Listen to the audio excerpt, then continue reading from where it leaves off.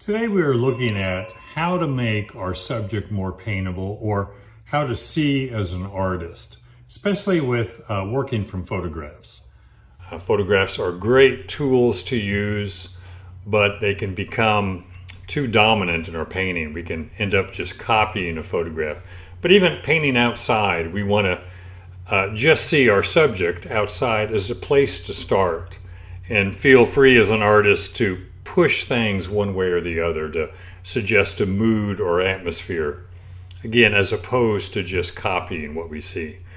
And photographs are great tools to use, but they should just be an idea, a place to start a composition, not an end result. I do not want to just end up copying from a reference, or from a still life, or from a figure. There has to be something more to it than that.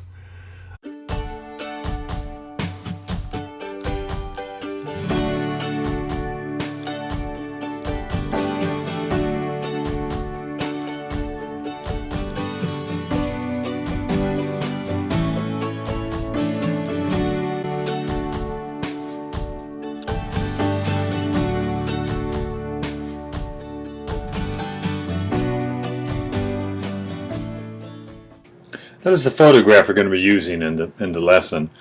And I want to break this up into shapes, overlapping shapes that kind of create depth in the landscape, as well as think about pushing the values a little more to make these shapes look more three-dimensional.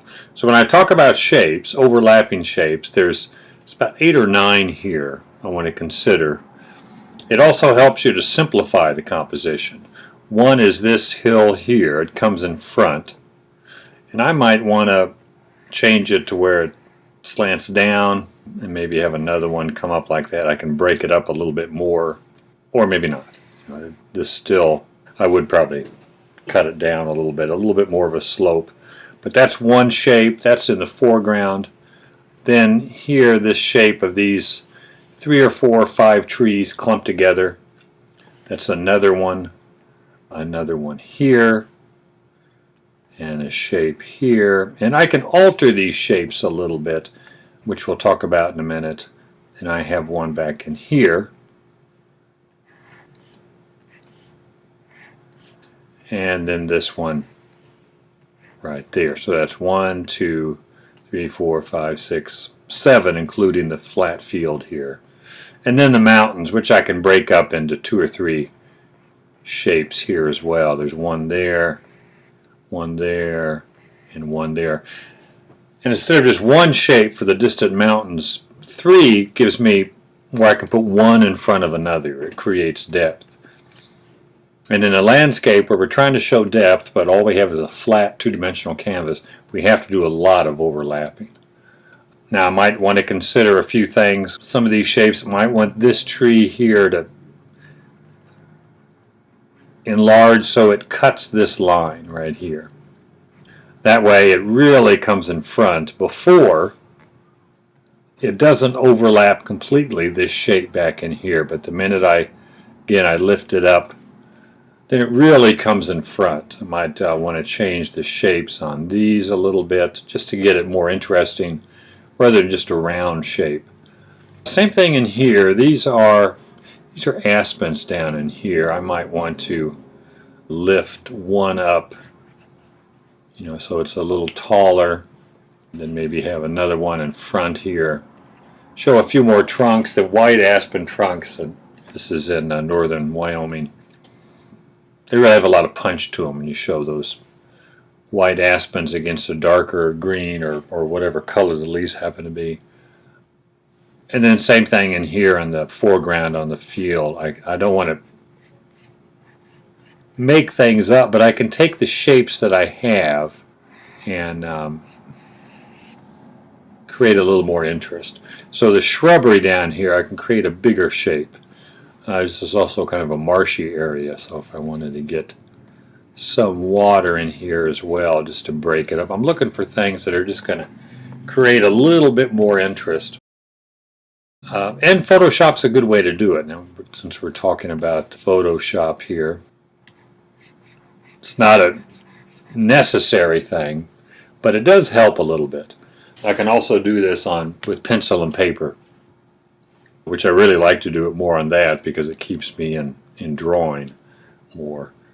But these are the changes I want to make.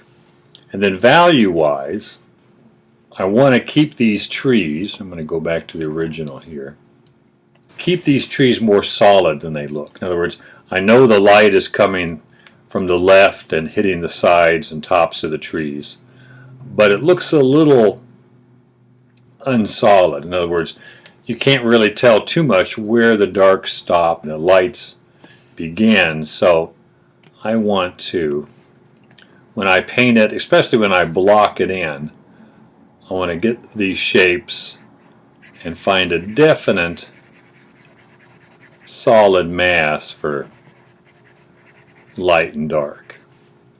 Same thing in here. The minute I do that, then that becomes stronger shape. It becomes more solid. The trees can look a little bit like rocks, but I can come back and soften the edges in a few places.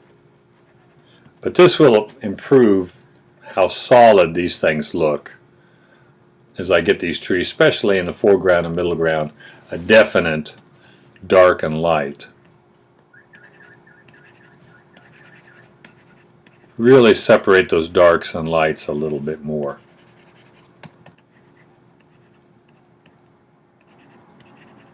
So these trees look really three-dimensional, definite shadow and light side, not so mushy with the edge between them. Keep those edges a little bit more solid. Now color-wise, I get a lot more color in both the dark and the light. But I want to keep it more solid like that. So I'm using shapes, overlapping, maybe making some of the shapes a little bigger, a little smaller, and really solidifying the dark pattern, especially in the groups of trees, to make it look more three-dimensional. And on most good paintings, and the ones I'm going to show here, the shapes are big and simple, and the values are very good, and the color along with the values suggests the light. And what makes it possible is to design the painting more with shape and pattern rather than just copying objects from a photograph. And too often we take the photograph as reality and we just copy what we see.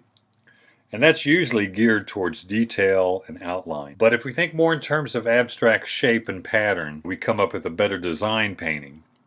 And that gets us away from detail and on to what's really important, the big dark and light shapes and patterns that set up our design.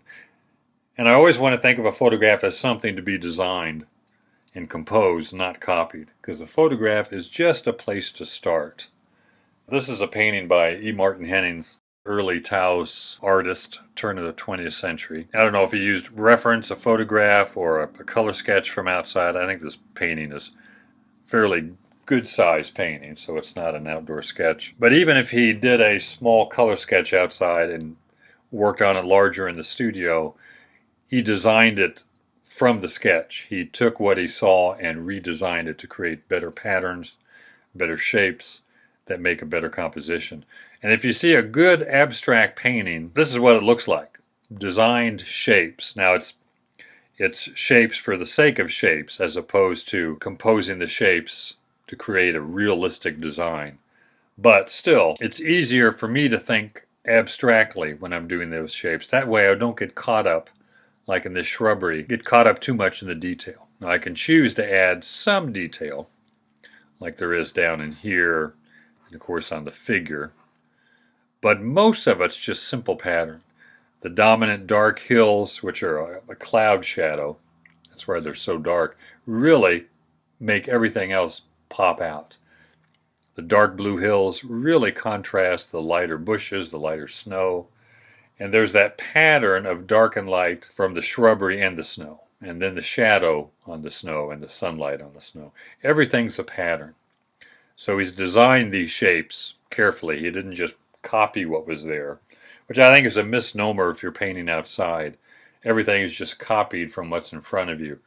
That's not the case. You want to move and adjust shapes and size to fit a good composition. And that's what he's done here. Even the clouds, the dark sky, light clouds, are designed to create a good composition. So pattern and shape, less detail, more simple shapes makes the composition easier to see, and I think as a painting it's more satisfying to look at than one where all the details are copied.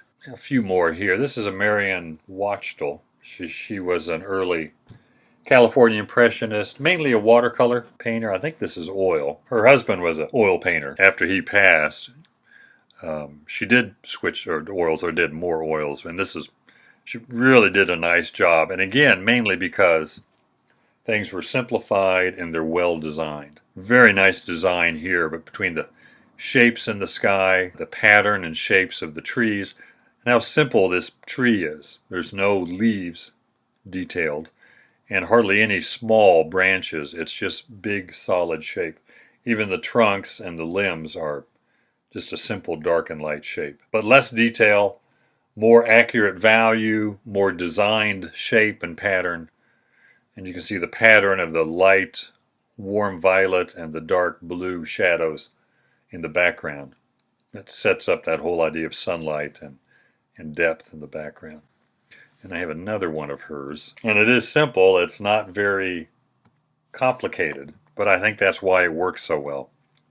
And again, the pattern of the foreground, the green grass, the red shrubbery, it works well. The red and green complementary colors are a strong contrast, as well as the backlit trees against a real light sky, that pattern of dark against light. Dark and light in the foreground, simple dark and light in the background.